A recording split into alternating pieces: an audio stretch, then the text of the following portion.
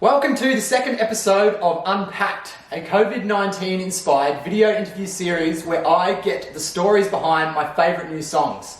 For the second episode, I spoke to Denny Hilder from Peach Fur about the band's song Aliens. It was a really interesting chat. I caught Denny in the studio and he had his acoustic guitar with him.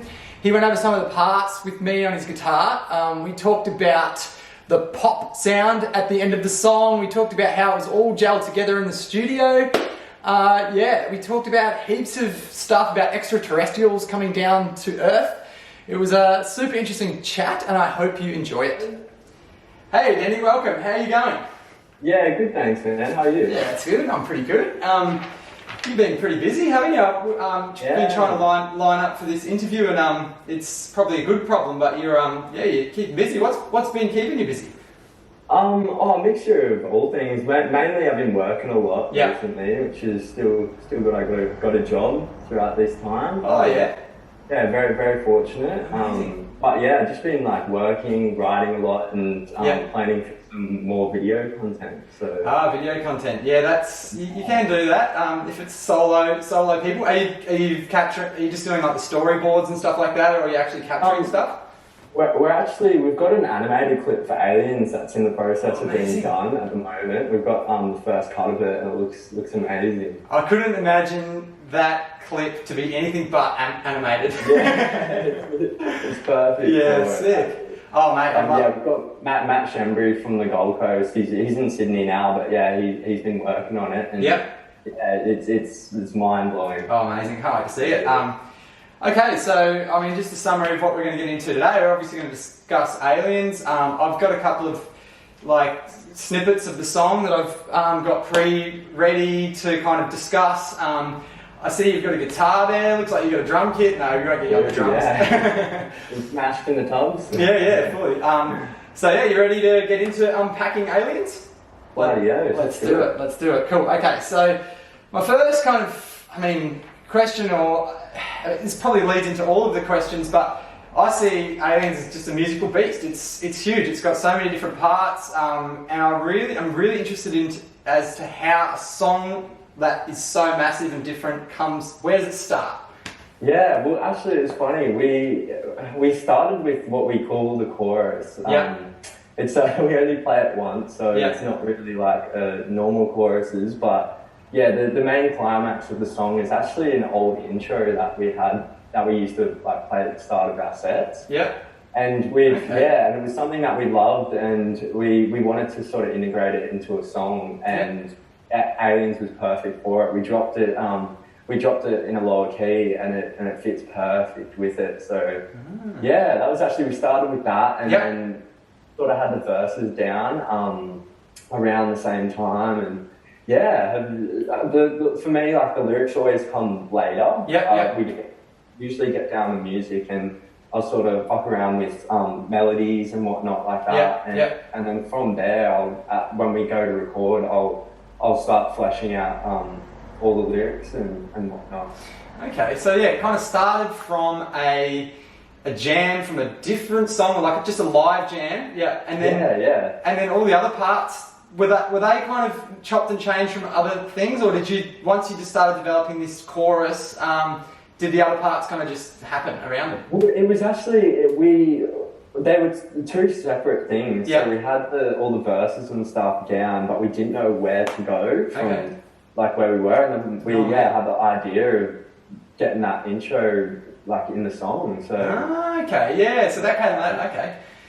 Yeah, because I mean the way that it all sticks together is it's pretty amazing. The next part, I suppose, and maybe it'd be great if you could whip out your guitar at some stage, but I'll just I see this song as 4 parts. I don't know how many parts you see it as. But I've got the parts here, and I'll play all 4 of them, and then if you want to jump on the guitar and explain those parts and see how they kind of fit together, that'd be great. So I've got a little set up.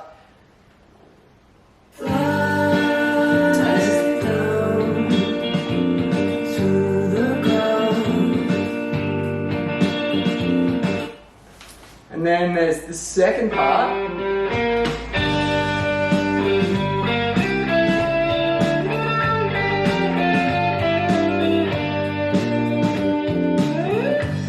And the third part I see is this. Am I on point?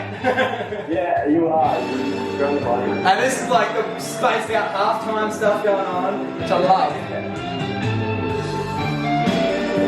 Yeah. And the fourth part is this kind of reggae jam type of vibe. Yeah. So. Yeah, so like I know that like they've got similar elements, those parts, maybe similar chords, but they're the four distinct parts to me. So can you run me through those and how they came about? Yeah, for sure. So we're doing the same thing most of the time. Yeah. The first, like me and Benny, actually, the lead guitarist, share the load in this song. We have two different solos. So I do the first one, which is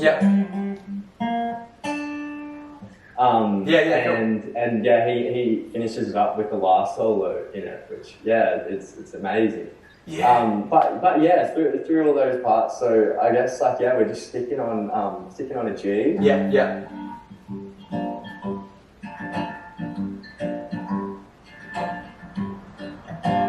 But yeah, it's sort of it's a new strumming pattern for me that sort of on the offbeat. Yeah. And you kind of let that top string hang weirdly every time, and you've kind of keyed it in really well with the band to kind of okay, we're going to come in on the down strum. Every different time it's different, So yeah, man, yeah. And Mike, our drummer, he's nailed it as well. His snare action, it fits so perfectly with the chops. Yeah, for sure. Oh, definitely. So you kind of keep it on that G, and then all of the parts are just kind of rhythmically different. Yeah. Yeah, that's it. And even the breakdown before we go into the climax or chorus or whatever. The jam. Yeah. We just hold it. And,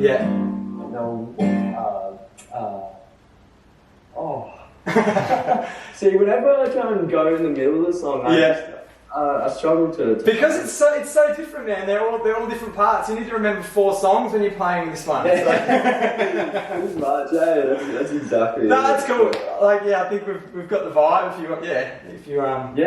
But that's interesting that they've kind of came together like that. So for me, I hear a couple of different influences. I just want to talk about how this and your sound is influenced. I see it as a bit of a mix between King Giz and Pink Floyd.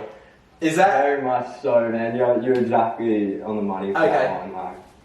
Exactly. King Giz was a big inspiration for this, and also the drop we have in the middle of the song. That's so Floydy. Yeah, definitely. I reckon you get the modern psych from King Giz, and then which I want to talk about in a sec, but the cleanness, I don't know, this kind of real unique cleanness that you guys bring to your sound that's quite different to other different psych bands getting around. So, okay, I've got this guitar part that I kind of just played one of before, but I want to play it again.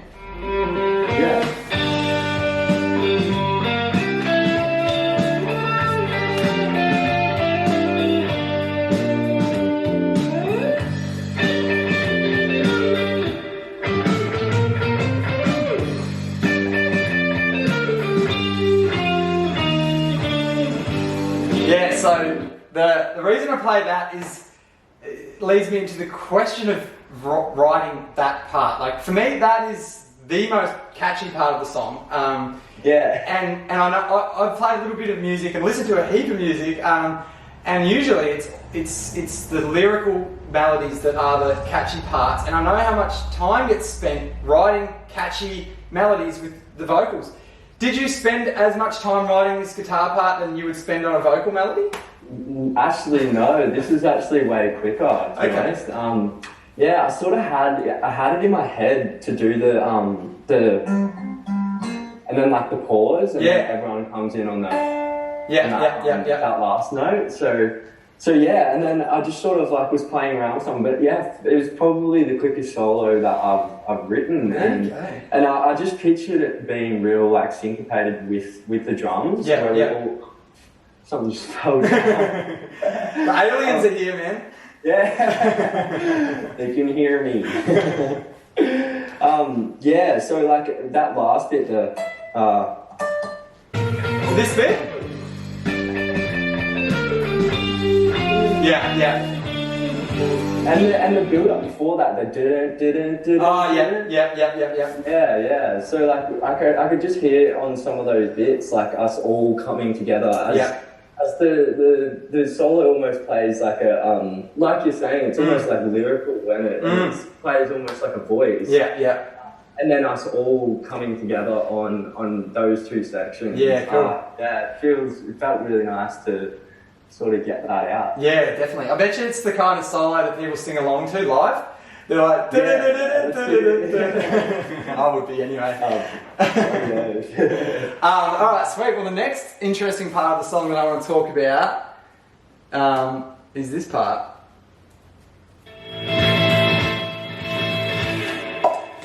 Yeah. The pop, man, the pop. I'll play it again. So.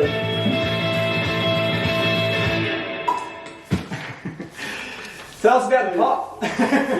So the pop is actually, you know how Cut and Dry like released the pop tops like not too long ago? Yeah. They decided it's a bad idea, so they just ended up reverting back to the normal twisties. Yeah. We were actually in the studio at the time of when they had the pop tops, and it sounded, every time we popped it, we just thought it sounded brilliant. Yeah, fully. So is it that is the sound? Is it a that is a beer being popped. Oh my gosh. Yeah. Makes me thirsty. Jeez. Yeah, that's cool, man. There's so many cool sounds in there, and the way that just happens. It's the very end of the song, right? It's like the last thing that happens in the song. So that's it, man. That's it. It's sick. So now we try and do it just with our mouth. Yeah, fully. Yeah, did you do an audition to see who has the best pop sound in the Yeah, we did. We tried the best pops, and Liam had definitely the best pop of all. Okay, he's popping. Sweet. Yeah, cool. So the lyrics is one of the last things I want to talk to you about. And yeah, like you've described them as kind of extraterrestrials coming down to Earth and trying to fit in with society. What would you say to me if I was one of those aliens right now? Sorry, say that again. What would you say to me if I was an alien coming down to Earth and I could very well be? Like, what do you have to say to me? Well, we're not all that bad, that's for starters. Yeah. When you look at the media, it's hard to believe, but like,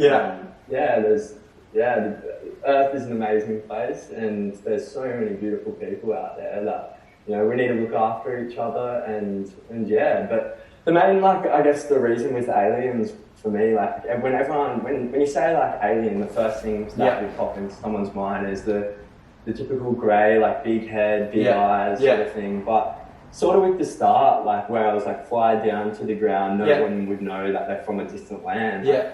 I've looked into it a little bit, and you know, with the internet, there's so much stuff out there, and it's hard to decipher what is the truth sometimes, but there is a lot of truth out there, and apparently there is this civilization called the Pleiadians that look exactly like us and wouldn't be able to tell necessarily the difference that they're from another planet or whatever. So I sort of tried to break away from the stereotype of aliens being headed, small little green creatures.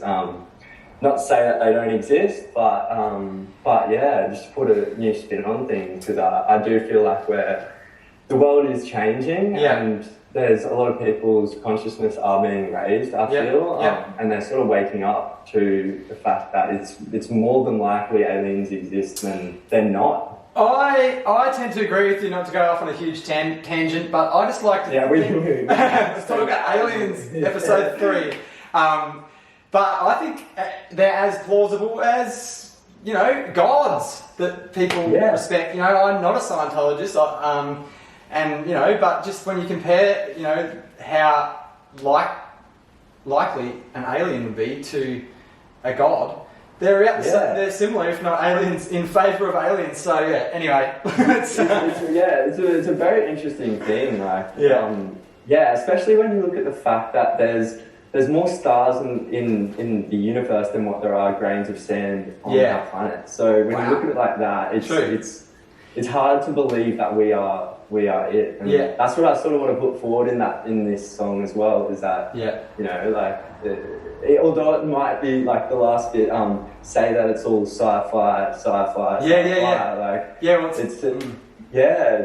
sort of classed as science fiction, but I think there's a lot of truth in science fiction as well. Yeah, oh, definitely, I think I always live by the mantra. I mean, I love being a human being, but I reckon we're pretty stupid. We don't know anything. That's it. We're asleep at the moment, but we are waking up. Awake. There you go. Awake on the EP. So it's an amazing EP. Like, and maybe we can briefly talk about that. I want to talk about the studio a little bit too. We've only got about 10 minutes left, but like the sound that you guys have created on Awake, the EP, and especially through Aliens, is clean, you know, compared to King Giz and other psych rock bands that everything's fuzzy and a bit raucous. You guys really cleaned it up, like, and I feel that's defined Peach Fur as your kind of own style. And was that a conscious decision you made in the studio to do? No, to be honest, like, we have such a wide range of influences that we sort of we incorporate it into our own, and it's not even a conscious decision. It sort of comes out of the music that we create. Like, I know another influence for Aliens is Khruangbin. They're really nice, like, soft, airy vocals. Like, there's a lot of influence from that.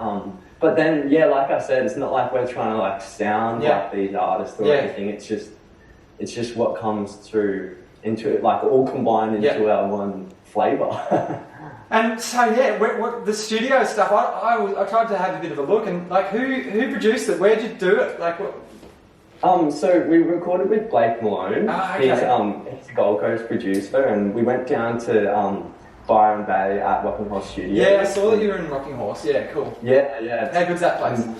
We've recorded there since pretty much we started our recording. We did Pleasures and Necessities, our first EP. We were recording there, and we love it. It's the most beautiful place. Oh, the gear is insane. It was with Byron. It's nice and green. No distractions at all. Just recording music and drinking beer. Amazing. I love that place. That's amazing.